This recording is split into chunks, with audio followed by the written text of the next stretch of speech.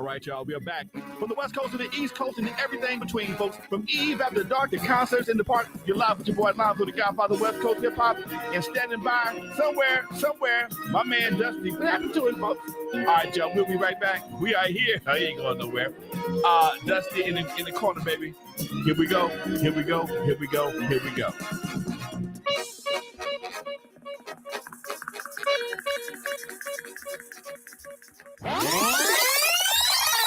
All right, y'all. You know what? I sent Dusty the wrong link. We're going to do this again. But we all right. Dusty, here we go, Doc. Take this link right here. I know you think I'm crazy. I had all this shit worked out, but it's cool.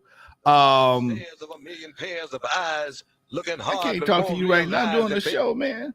All right, folks. People want to call you while you're doing the middle of a show. Now, they know I go live every day at 6 o'clock.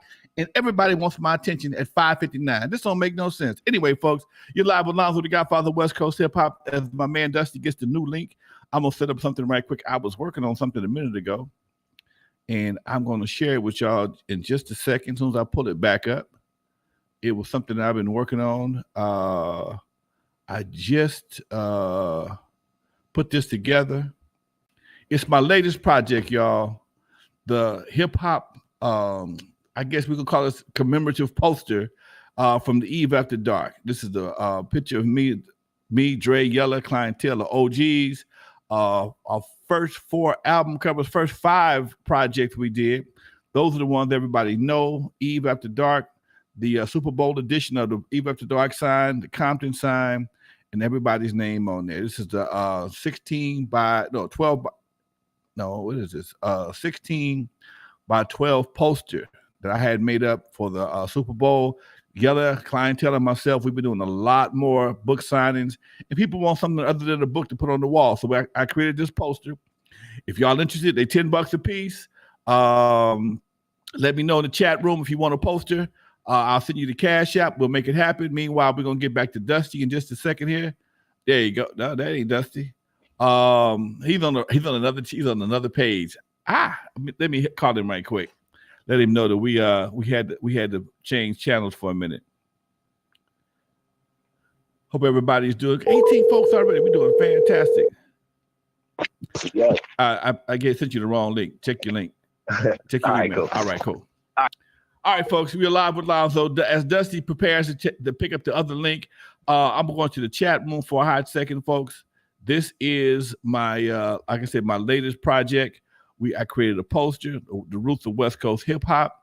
It features myself, Dr. Dre, Clientele, Yella. Now, because me, Clientele, and Yella are all doing book signings together, folks, it's real easy to get 3 out of 4.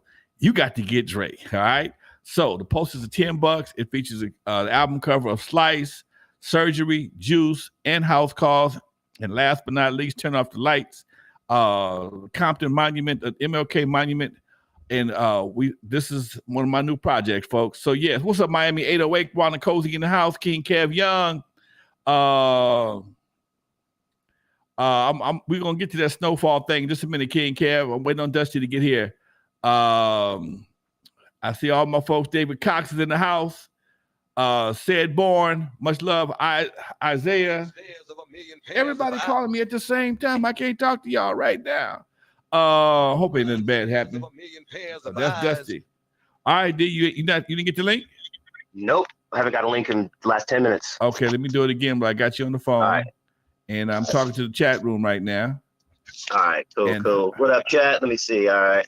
Hold on. Well, they can hear you too. That's right. We got you in the mix. You coming through the headphones today. Yep, I'm checking my email. Still nothing coming through. Hitting refresh. I just pushed. It should be there right about now. Okay. Get it? Hold on 1 second. Let's see. I was in the wrong page earlier. It's hitting refresh. Still going through. What up, CWM662? Hold on. We're gonna make this happen real quick. Come on now. This is the beauty of being live, folks. You have to go through all this shit. We was ready to roll, but it was my fault. Ready to rock, man. That was my fault. We not already tapped in and everything. You got it? It's still refreshing. I'm sure when it's done refreshing, I'm gonna have like 5 emails. Yeah, get the last one. Let me close everything down. I'm gonna hang up and close everything down. Cool. All right, folks. This Dusty prepares to come on the line.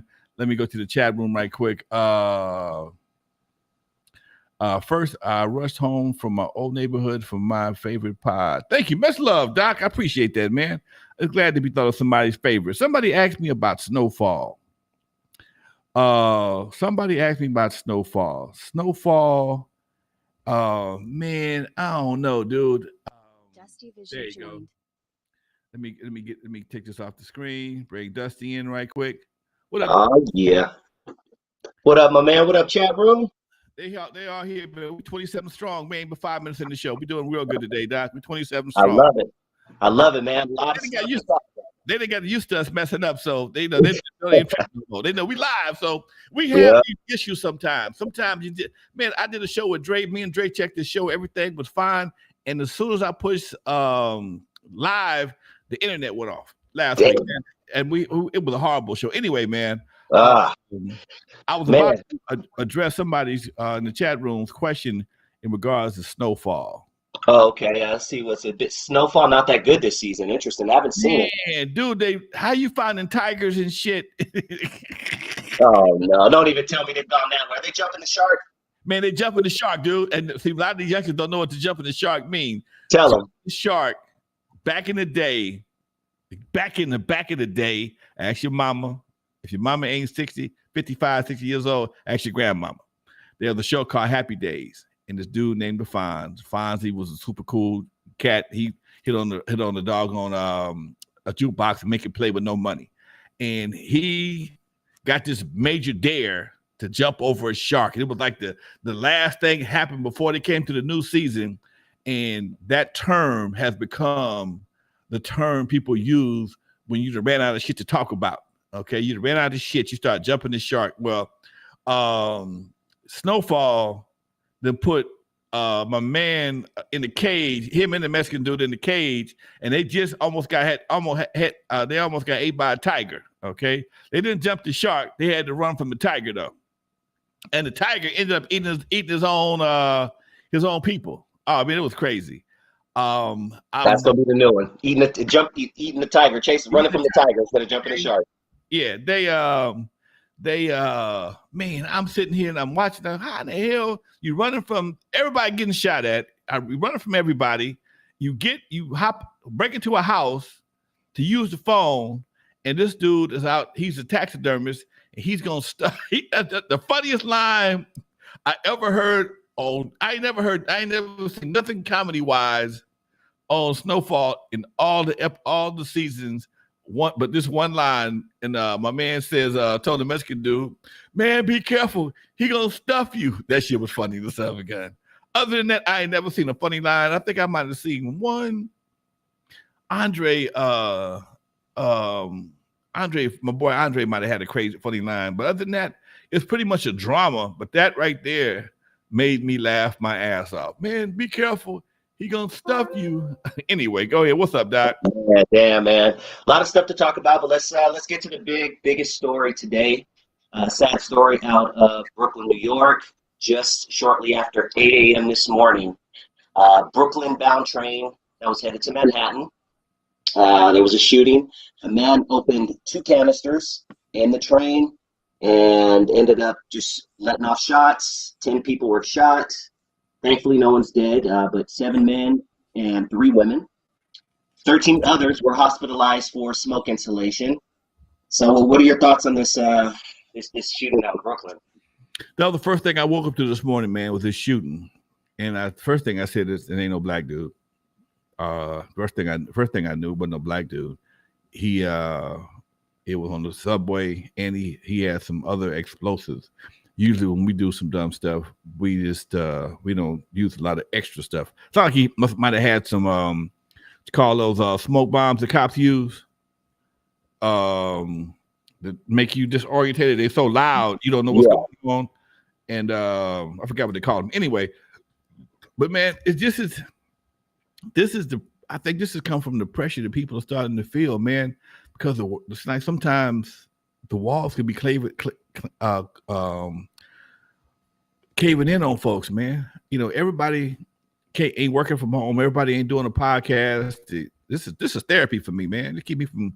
I look forward to Tuesdays and Thursdays, dude. I'm gonna start doing some more podcasts. Just I enjoy doing them, dude, and it's therapy for me because after doing the pandemic, nobody could go nowhere, and that's when I started doing this even more. I was doing it beforehand, but I took it a lot more serious.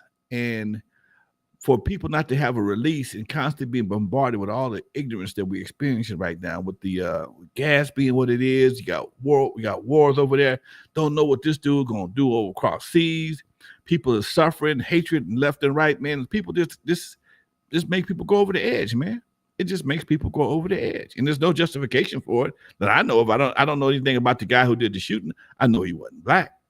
You know what though? Is that what you? Well, by all accounts, that's what they're saying. It was a black man. Oh shit! It was a black man. By all accounts, it was a black man. I didn't know if you were being sarcastic or that you. Man,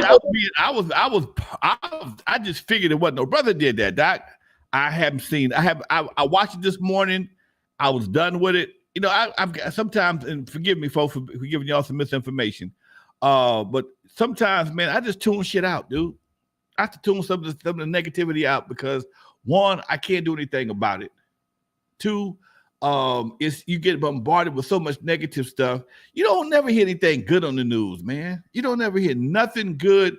It's always death, destruction, disaster, woe is me, the world coming to an end, and everybody out to get you. And sometimes I just tune it out, dude. I tuned that one out. I kind of tuned that one out, and I apologize for giving y'all some misinformation. But I damn sure I would have bet it wasn't a brother, but I lost. Same here. That's the first thing I said was not, but now it's like, unfortunately, that used to be a thing where it was tied to a certain race. Now, like you said, everybody's just feeling crazy and then just doing crazy shit. Every race is doing crazy shit now. Yeah, I don't know what that's about, dude. I like to hear. Did they kill him? No, they're still trying to find him. They found him yet?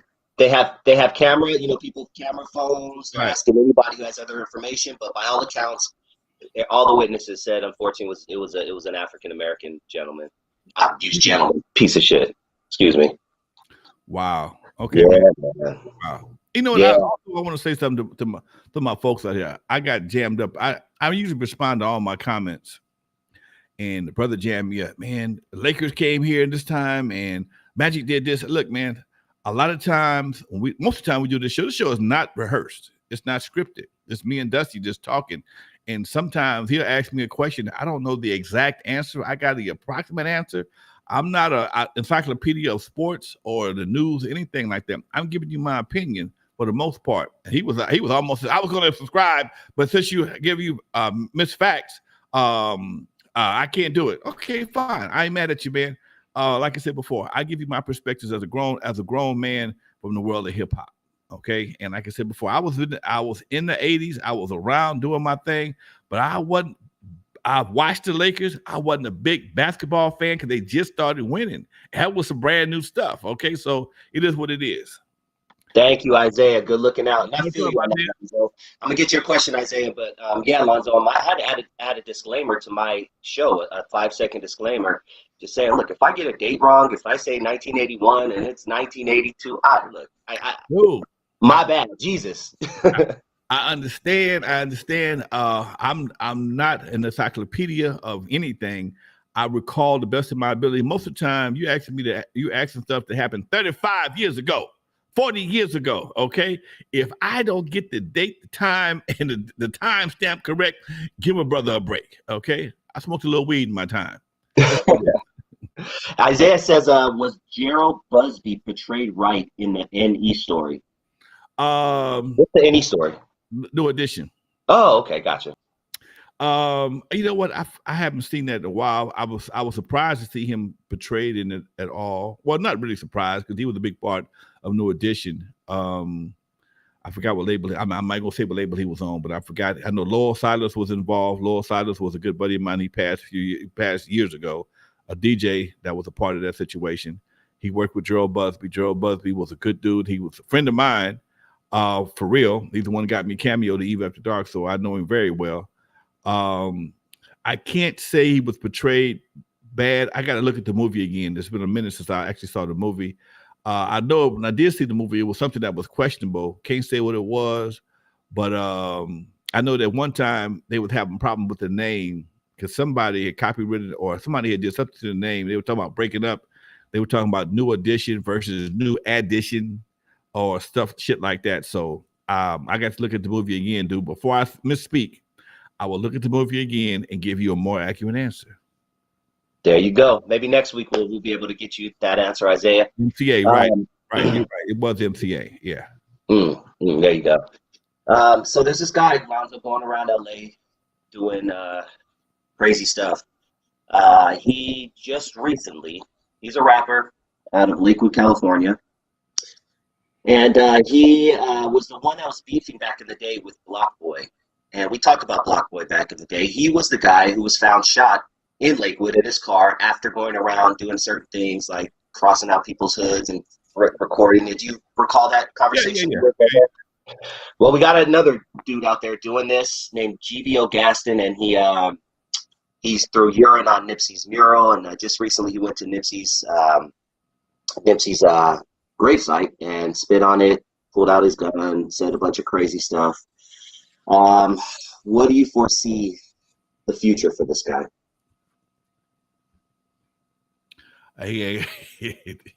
You can't do shit like that. See, these are people that are literally dying for attention. They're literally dying for attention. They don't have no skills. They can't rap. He must not have no rap skills or very limited rap skills. He don't have. He probably has very little social media. If he got social media, it's because of what he's done now. That all social media ain't good social media. Because if you get your numbers going up, somebody that loves Nipsey is going to be in that bunch. You best believe that. And somebody going to catch you slipping and deal with you. This is what social media does for those who need attention and will do anything for it. We'll be doing a segment on him shortly. Somebody go put hands on him. Hopefully, that's where it stops.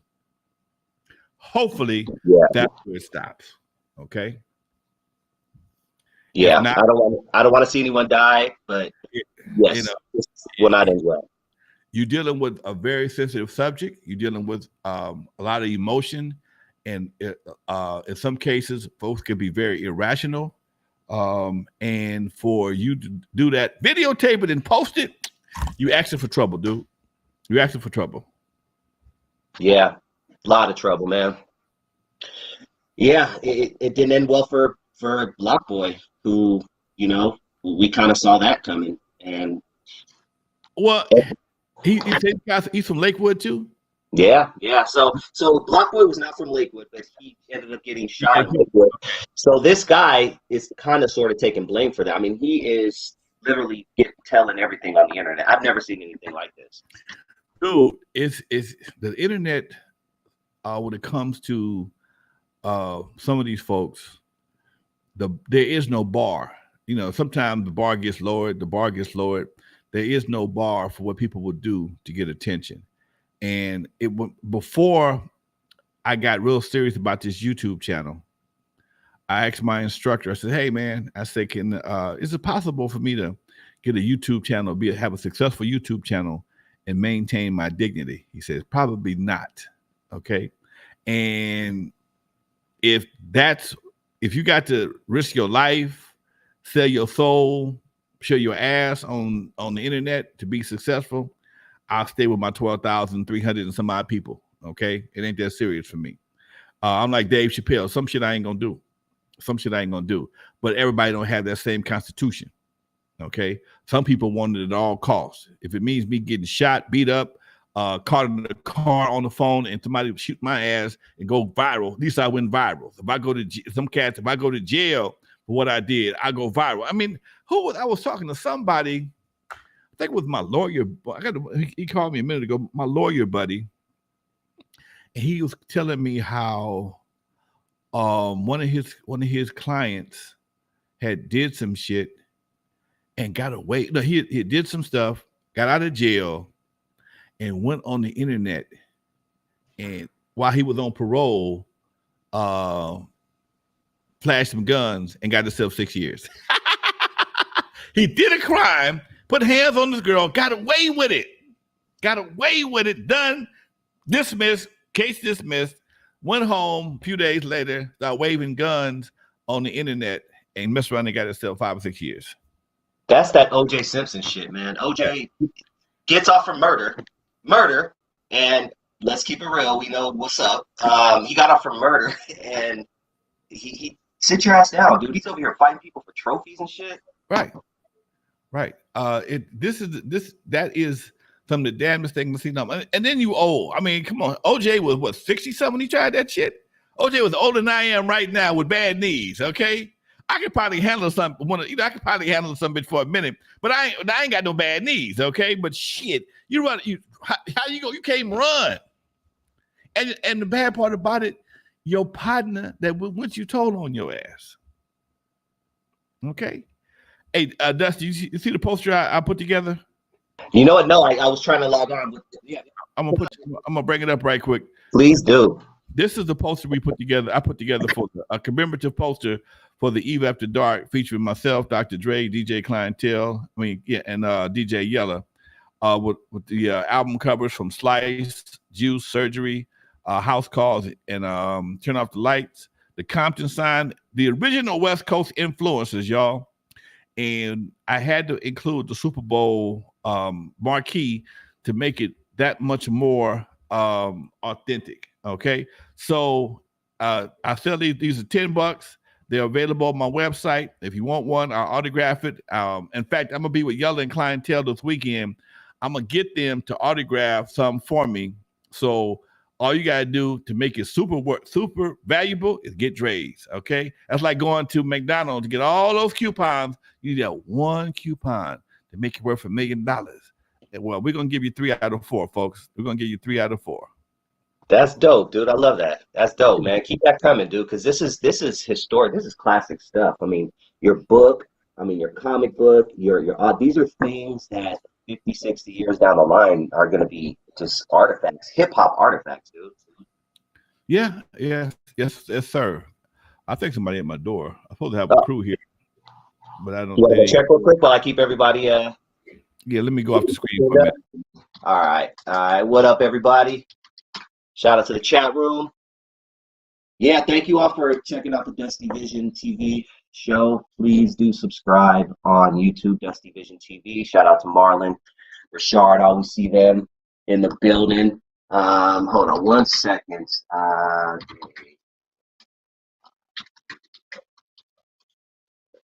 right, cool.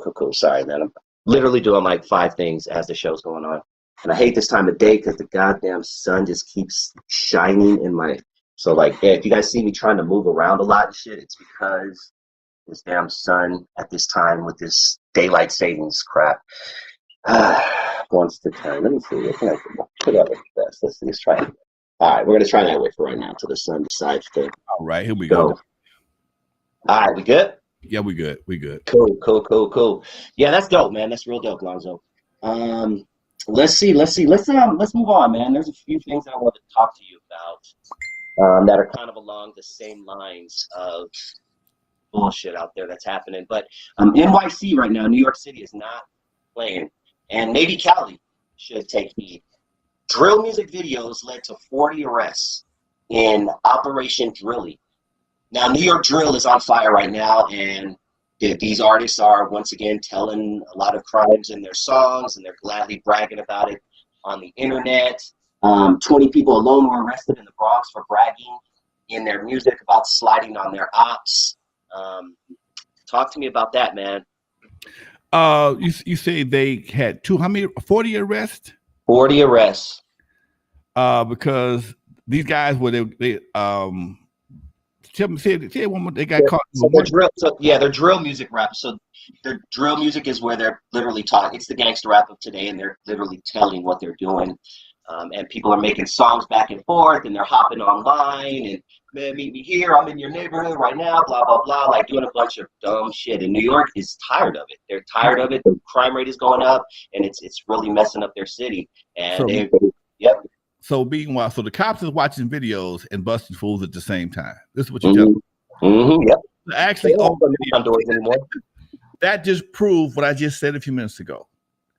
People want attention so bad, they'll do anything. They'll tell on themselves.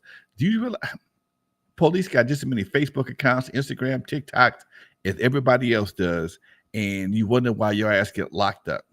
Okay, this is what happens, man. When they take critical thinking out of school. When I was in school, I was taught logic. I was taught how to think logical. Okay, but after a while, that class is no longer available. I mean, just the basic skills to put things together, and make it make sense to do what they call reasonable deduction, where you can figure out things by taking things away. Okay, if I do this, no, but don't do that, this might be the case. And being a DJ, you have to learn reasonable deduction just to figure out what may be wrong with your sound system. Okay, to take out a wire to see if this wire working, this one ain't working, is a form of reasonable deduction. Okay, if this not working, try one that looks just like it. If it works, then it ain't the speaker, it's the wire. So now by eliminating dumb shit, you can find yourself into a situation where you can make a good guess or a good guesstimation on what's right and what's wrong. Here we go again. You got 40 crews, just 40 people, 40 crews got arrested from videos. They're sitting in jail, facing bail, facing time. Probably somebody they're gonna start talking basketball scores, or somebody gonna start talking not only about shit they talking about now, shit that happened in the past. Okay, there's gonna be some conversations, some deals made, and when they start passing out them basketball scores, people gonna start talking. So a lot of shit is gonna get a lot of shit's gonna get solved. A lot of cats is gonna go to jail because in a lot of cases, the cats ain't supposed to have guns. But because people want to wave guns in most of their videos, all they got to do is see if you're on parole or probation. You can get violated whether you used it or not. For possession, a felony, a felon with a gun is a crime. I don't give a damn whether you use it or not. Possession, a felon in possession of a gun is a crime. If you're on parole, in most cases, you can't have a firearm until you get off. Probation. In most cases, you can't have a firearm, especially if it's done. You have a violent situation. Now, I don't know about dope, but in most situations where you whip somebody's ass or pull a gun on somebody, maybe a misdemeanor, maybe probation, but you can't have a gun during that time. And as a felon, which is a lifelong situation, you can't have a gun, period. You through with guns, firearms at all costs. So for you to be on video, which is evidence that you broadcast to the world, with you with a gun in your hand, and you know you got a felony, you just graduated the class of stupid for 2022. Congratulations, you get a diploma for your accomplishment for being in the class of stupid for 2022. You get a diploma. You got one coming in the mail. Oh, your commissary. and Mark said it's self-snitching, man.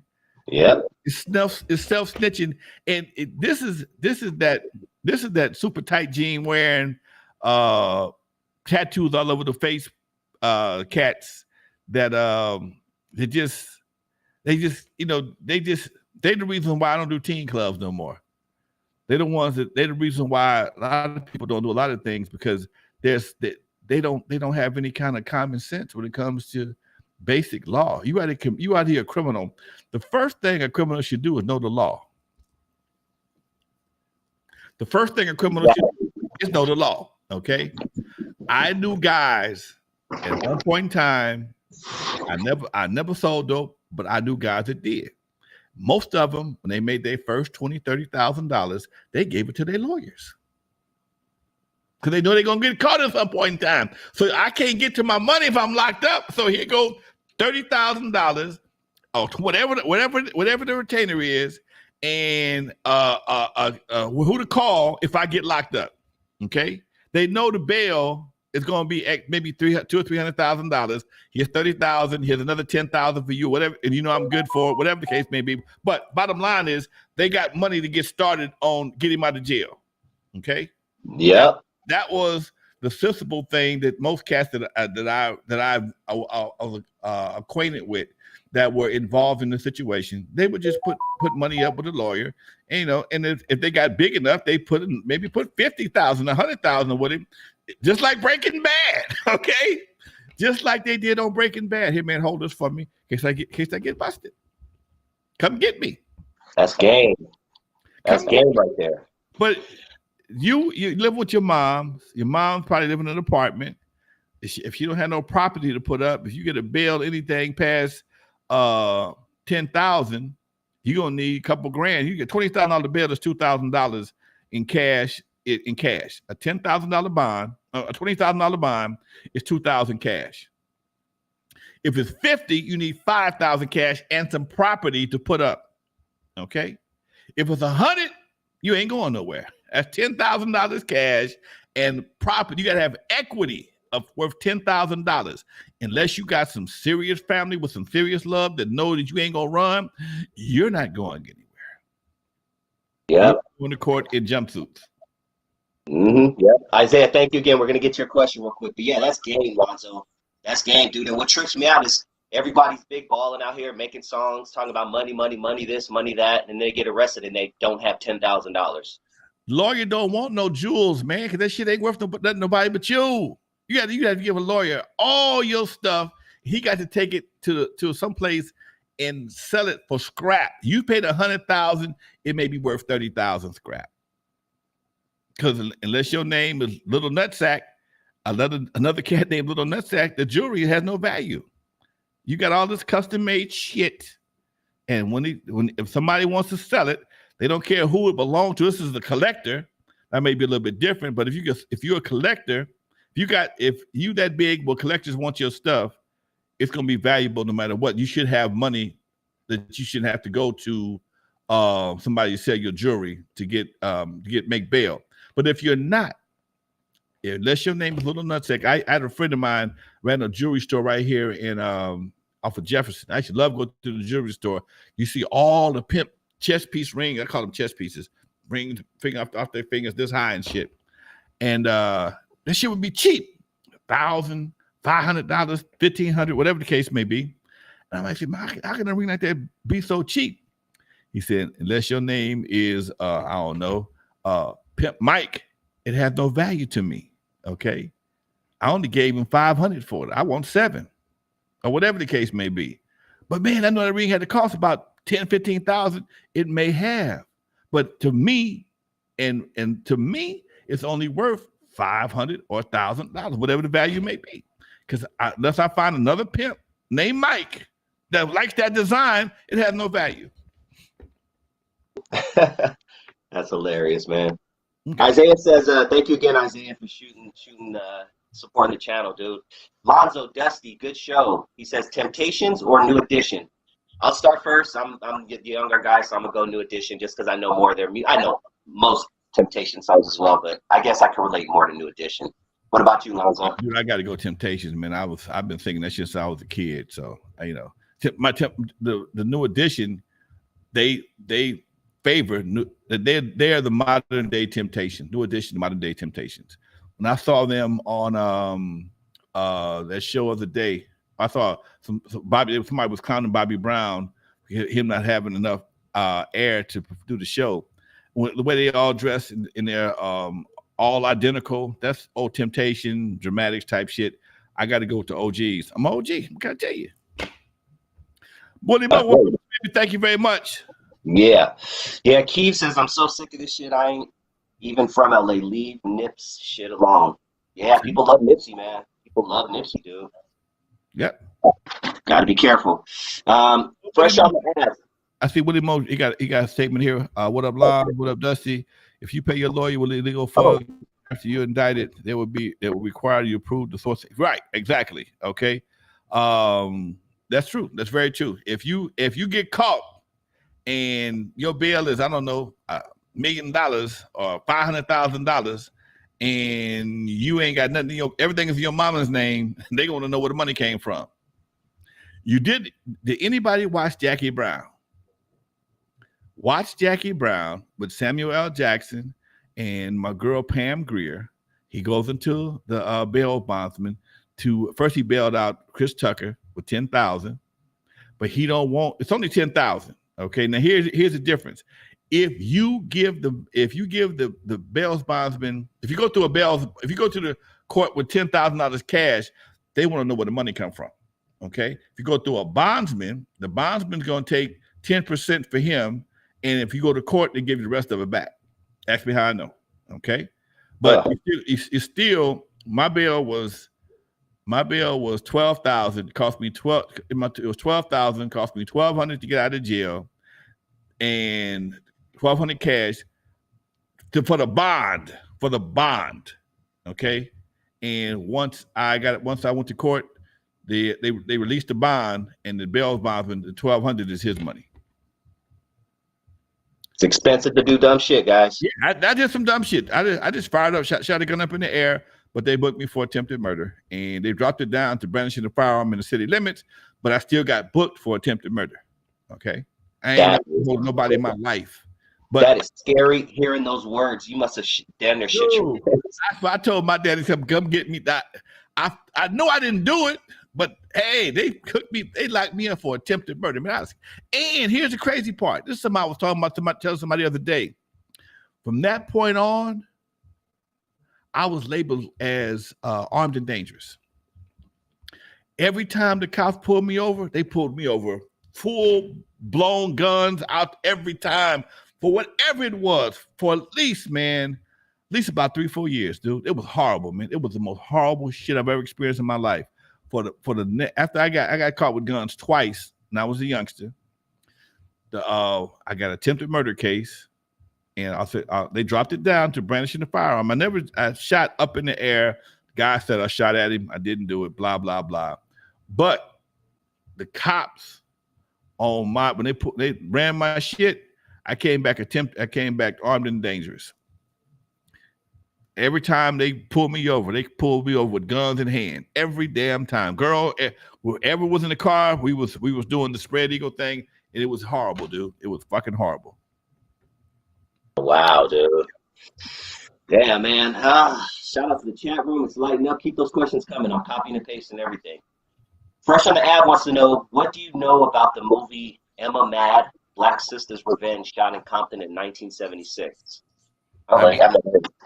Never heard of it. Yeah, me either.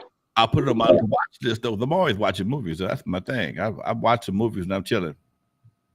Yeah, there it is. The Inside wants to know, you think LA would ever get mass transit trains? We're too far spread out. I don't think that's possible like New York. You know, the earthquake situation is why we don't have a lot of subways. We do have some subways here, but they say the earthquake situation, because we're prone to earthquakes, makes it difficult to have a robust subway system here. I mean, I think we may have, I don't know how many miles of train we have, but most of it is above ground. Some of it does go underground, but not very long. Okay, a lot of stuff on Crenshaw is underground at a certain point. Then it comes right back up as it makes that left. As it makes a right going down Centinela, it pops back up again.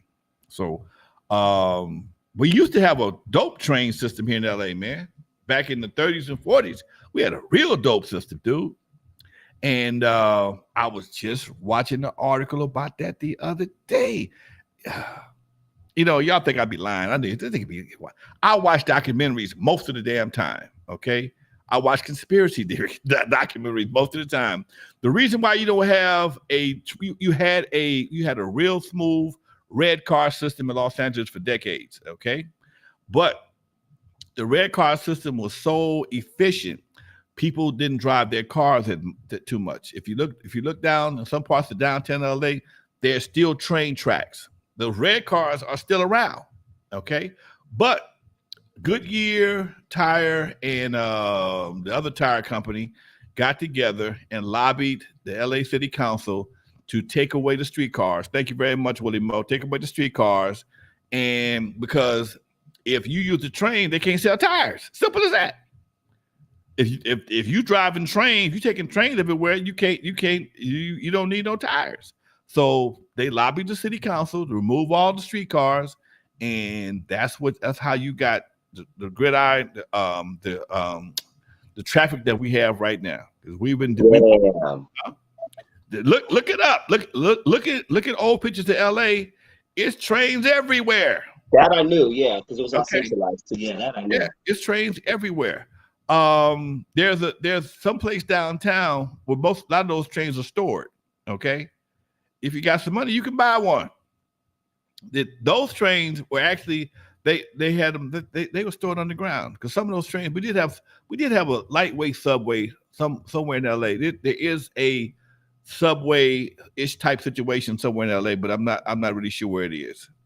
That's real talk. Yeah, we had a real smooth, very efficient streetcar situation, and they big money got rid of it. Man, I love hearing stuff like that, Lonzo. Isaiah Edwards, thank you again for supporting the channel. He says Lonzo Dusty, greatest of all time songwriter. He says Babyface for him. Who about you? I can't think off the top of my head who's my favorite songwriter, but songwriter. Old school had to be Smokey, because Smokey wrote everything. Smokey Robinson wrote a whole lot of shit. Then you had Ashford and Simpson. Those some more bad boys from the 70s. Then you had who else? You had Ashford and Simpson, Smokey Robinson, and you know what? Rest is with his perverted ass. I liked R. Kelly. R. Kelly, right? Great songwriter, man. Great fucking songwriter, dude. The dude, he a fucked up babysitter, but he a good songwriter. He a fucked up babysitter, but he a good songwriter. Okay. Hey, that insight, that's a great question. That's a great documentary. The Cecil Hotel, which is a hotel in LA that has a storied history, especially when it comes to being haunted and just drugs and death and things like that. Do you know about the Cecil Hotel? Downtown LA. I got a video of us performing down there. And you know, when you young and people tell you, oh, you playing the Cecil Hotel? Yeah, why? Man, you don't hear about that. I didn't know nothing about that. Okay. And of course, our stupid asses, we played anyway. We didn't see nothing, but it made us uncomfortable just to know that shit would happen down there. I think it's 7th Street or something like that. Yeah, exactly. Yeah. Yeah, 5th or 7th Street, downtown LA. Because back as a youngster, I was always downtown LA. I hate downtown now, but I was always downtown LA. Because back then, man, it's a true story.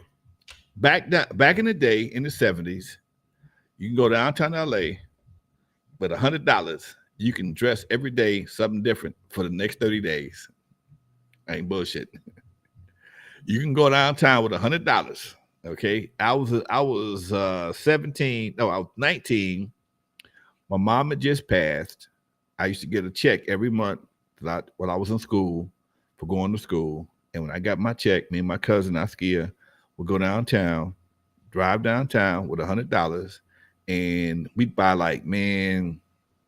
they would give you 10 pair of pants for $20 or something. I'm not bullshitting. Some more crazy stuff. Socks, shirts, and long as you ain't leaving with that 100. You're gonna get all kind of stuff for that $100. Okay. And that's cost you 50 cents to park. And we took the street down there. We drive all the way down Central Avenue or Alameda and then go up to 7th Street. Because 7th Street in LA, was it 7th Street? Yeah, 7th Street in LA. No.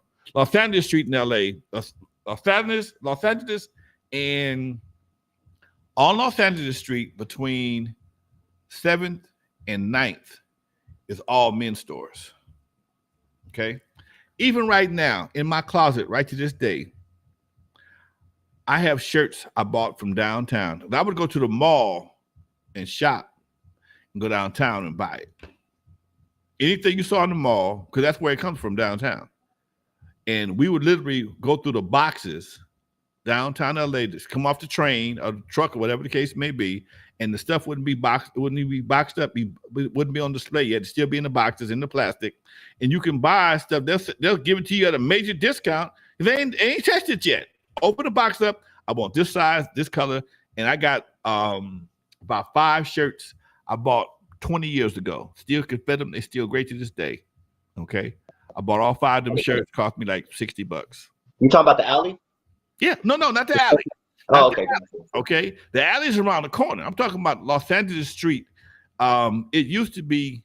I haven't been down there in a while, but it used to be all men's stores. The downtown is divided up in different sections. They got the toy section, they got the men's section, they got the clothing section, then they got flower section, tools. Each street got something different.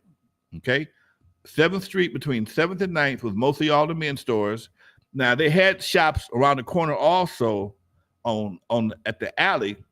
It used to be a building right in front of the alley. You can go up in there on Saturday morning. My girl used to go Saturday morning. I forgot the name of the building. Cooper Building. And you can go to Cooper Building, and that's where all the buyers would go. The buyers bought from the Cooper Building. All the store buyers, Forever 21, whatever the case may be, those people came down there. And but the retail stores downtown, if you came at the right time, like on a Tuesday or Wednesday before the weekend, you can buy stuff dirt cheap. That's dope, man. Yeah, damn, good times. A lot of people are reminiscing. That's right, the garment district. Mark, good looking out. Yeah, Marlon. Yeah, Marlon. Uncle Dusty. When you're not in front of the camera, what do you do to relax?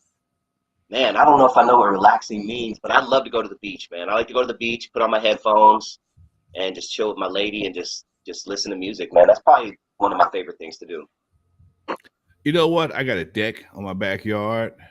I break out one of my speakers and I'll put some music on, or I'll jump in my, if I really want to relax, I got a convertible Cadillac, a 1985 convertible Cadillac on 20s. And if I really want to relax, I jump in that summer gun and just hit the highway, man. Just roll till I get tired and go somewhere, eat, and make a U-turn and come back home. And I'll be knocked out like a baby. That's right. That's crazy. It's something about rolling in a convertible. It just, between the sun beaming on your head and the breeze you get, relaxes me to no end. I can only roll maybe 3 hours, and I got to come home and go to take a nap. Ain't no lie. Man, that's funny, dude. Centerpoint Media wants to know, Lonzo, you ever meet Rick James, and where do you rank him in the funk era? I never met Rick. I never met Rick James, but I did meet the Mary Jane girls. They tour with us on a regular basis. Rick James is right there. He's, let's see, funk number one. I'm gonna give you my funk order. George Clinton, okay, Parliament Funkadelic. George Clinton number one. Behind him, I probably got to go Cameo. Behind him, well, Prince is R&B and funk, so I really want to go Prince next, but I got to go Cameo. Then I'm gonna go Prince. Then I'm gonna go Rick James. Then I'm gonna go Slave. Although I got more Slave songs in my playlist, and I got Rick James. It's just Rick. He claimed the funk. Slave played the funk. Rick James claimed the funk. It was a little bit different, but yeah. Rick James is right there, top 5 for me. Okay, there it is. Let's see, man. I heard you tell a story when you were interviewing somebody, and I just came across an old interview from about a year and a half, 2 years ago. Very cool story, and I would love for you to share it again on the show, if you haven't shared it on this show. It was a day in hip-hop. Okay, and you and Roger were hanging out at the top of the bleachers. Mm-hmm.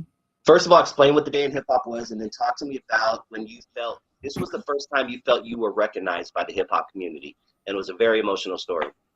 About 20 some odd years ago now. There's a picture. I have a copy of it in my office right now. I gotta get it framed up. Of all the players from East Coast hip hop, everybody. A lot of them hadn't even really made no real money yet. We're talking about early hip hop days. They wanted to put one together here on the West Coast. Took about 2.5 years. My girl, the poetess, Felicia Morris, she helped coordinate it.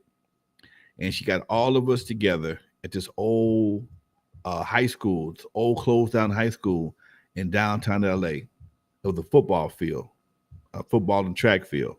And everybody was there.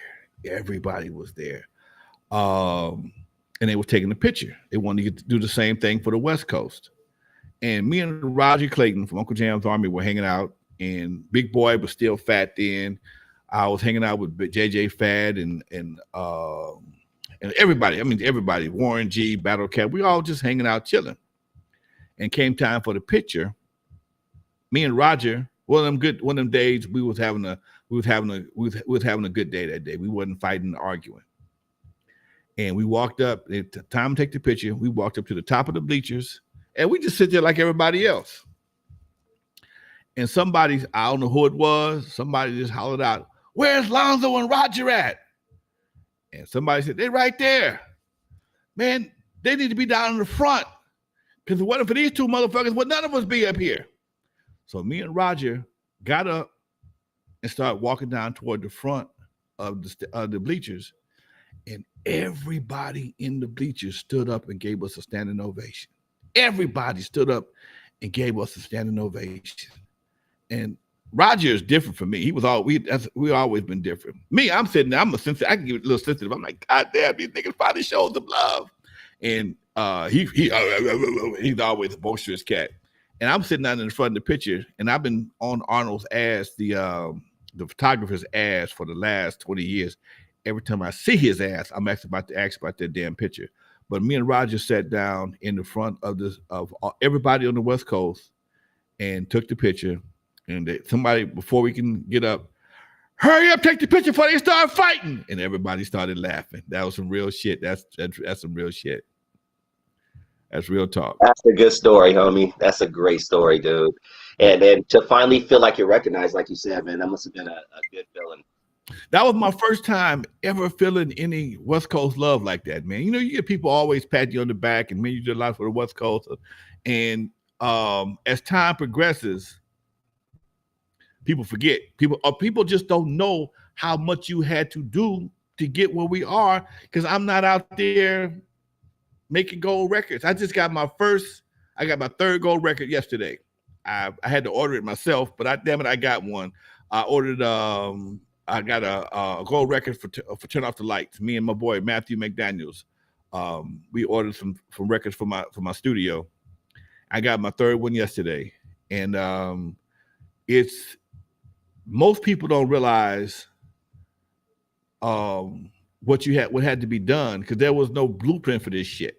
Okay, and I tell cats all the time. I say people don't realize when I opened the Eve After Dark in 1979, I was 22 years old. I just had my 22nd birthday. My birthday is on, depending on what you look at, my birth certificate versus my driver's license. It's the 16th or the 18th of June. That's a long story. I'll tell you about it one day. But at that time it was the 16th, and it was the 22nd when I opened the Eve After Dark up. I had just turned 22. And I think about the old men that saw shit in me that I didn't see in myself. Because I was just going to the Eve After Dark to rent it for a couple of days a month. I wasn't trying to be no nightclub owner at 22. I didn't have the money. I didn't have the foresight, but somebody else did. And people ask me why I always help people, because I was trained to do that shit.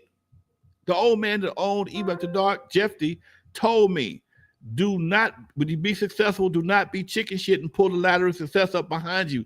Leave it down for another motherfucker to climb up. Just like that. That's what he told me. Leave it down for another motherfucker to climb up. And don't be afraid to push the motherfucker past you. Willie Bo been knowing me for 30 some odd years. He know what kind of cat I am. I've been the same way all my life. Okay. So a lot of the guys who could tell the story, they don't know the story, because when I'm 22 and I'm 8 years older than Dre, guess what? Dre is 14? If I'm 22 and I'm 12 years older than Cube, that nigga 10. He in the 5th grade. He don't even like pussy yet. So most of the cats that know the story, that's why I'm in the process of doing an Eve After Dark documentary, because the people that know the story and the impact of Eve After Dark are state senators now. Steve Bradford, state senator. Darrell Sweeney, former mayor of Carson, California. Omar Bradley, former mayor of Carson. They understood the impact of Eve After Dark. Ain't been nothing like it since then. It was a one-time shot. And I ran it. I was 22.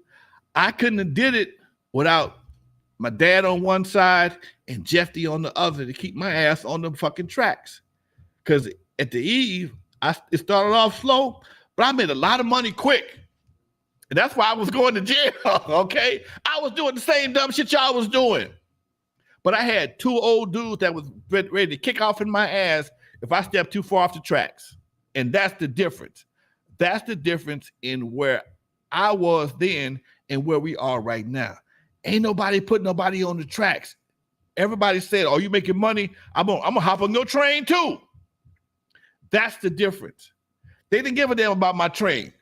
All they want to do is make sure I stayed on the right track. It's different. If everybody want to be on your train, they don't care what track you're going down. Damn. If everybody want to be on your train, they don't give a fuck what kind of track you're going down. The dope track, the gang track, whatever the track may be, I'm riding this train. And that's the difference. Them old dudes didn't give a damn about how much money I had. I'm still my building, and I'm still your daddy, and you're gonna do shit a certain way.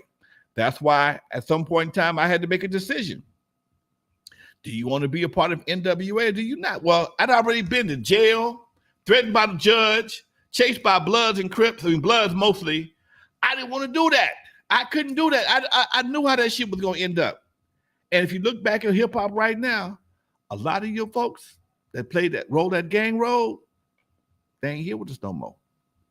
A lot of the folks, now I ain't no disrespect to nobody, but a lot of the folks that took the gang route didn't make it, for whatever reason. Man.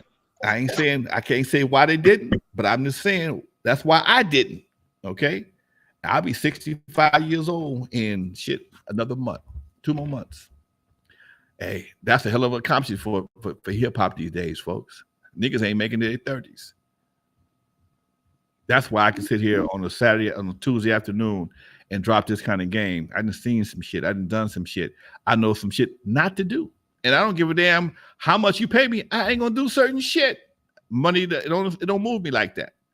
And that's why niggas like me probably gonna be here with my 13,000 people for a while because they don't make them like this no more. They cracked the mold. And you broke the mold. It was already cracked in the first place. What you got, Dusty? Man, slow clap on that one, dude. What's up, Doc?